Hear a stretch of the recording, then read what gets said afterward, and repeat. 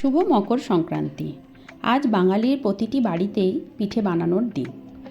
সেদ্ধ চালের গুঁড়ি, তাতে ফুটন্ত গরম জল আর নুন দিয়ে খুব ভালো করে মাখতে হবে। মাখা যত ভালো হবে, পিঠেও কিন্তু খুব নরম হবে, ভালো হবে। পিঠের জন্য আমি 2 রকম পুর বানিয়েছি, একটা নারকোলের পুর আর একটা চাঁচির পুর। নারকোলের পুর তো নারকোল কুড়ে নিয়ে গুড় দিয়ে নারকোল ছাই যেমন বানাই ওইভাবেই বানিয়েছি।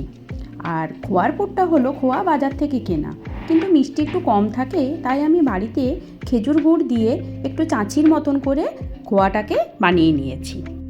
বুঝবার সুবিধার জন্য আমি পিঠে গড়েওছি 2 রকম করে।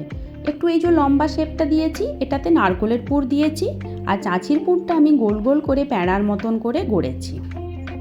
সেদ্ধ করেছি 2 রকম উপায়ে। প্রথমটা হলো, মাকে দেখেছি ছোটোবেলায় মা থালার মধ্যে পিঠেগুলো সাজিয়ে কাপড় দিয়ে থালার মুখটা বেঁধে দিয়ে হাঁড়ির জল যখন ভালো করে ফুটতো হাঁড়ির মুখে বসিয়ে দিত, সময় লাগতো মিনিট 15।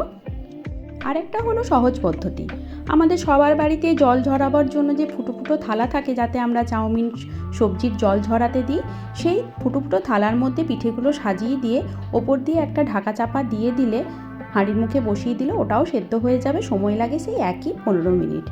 গ্যাসের ফ্লেমটা রাখতে হবে মিডিয়াম টু হাই, তাহলেই কিন্তু সেদ্ধ পিঠে তৈরি হয়ে যাবে। গরম পিঠে নলেন গুড় সহযোগে দারুণ লাগবে।